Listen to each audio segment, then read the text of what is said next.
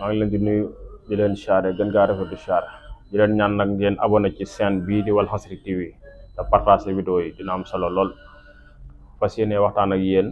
ci cabinet Darou Minam bio bii ñu nekk fii ci Touba ci ñaari pono. képp ku am tawat boo xam ne dafa laa jaaxal sa yaram lu mel ni siti wala hémorroïde wala néew kattan wala yokk cër bi wala hernie wala fibrome wala nga am kyste wala nga am diabète wala nga am AVC wala nga am xuuxaan wala nga am difficulté respiratoire maanaam jafe-jafey noyyi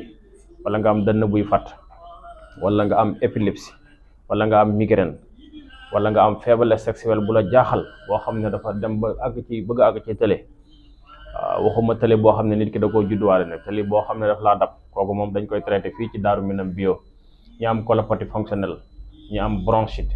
ñi am hernie discale, ñi am hernie hiatale, ñi am hernie inguinale, ñi am estomac, ñi am asthme, mag ñi nga waajal nañ leen ko fii ak garab yu bari yoo xam ne mënee su koo tudd.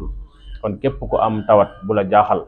ñëwal Darou Minam bio. ñoo ngi fii ci Touba ci ñaari pono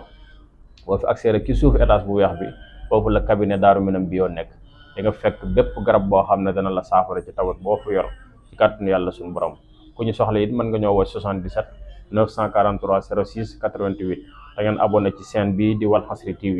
yaakaar naa chaîne buy am njëriñ lay doon incha allah rabbi asalaamaaleykum wa rahmatullah.